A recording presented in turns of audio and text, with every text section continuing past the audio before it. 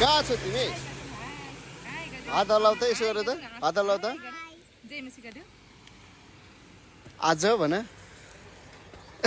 अब धेरै बेर चाहिँ नगर न म धरान हेरेर रमाइलो रमाइलो भन न म रमाइलो भन रमाइलो रमाइलो भन रमाइलो भन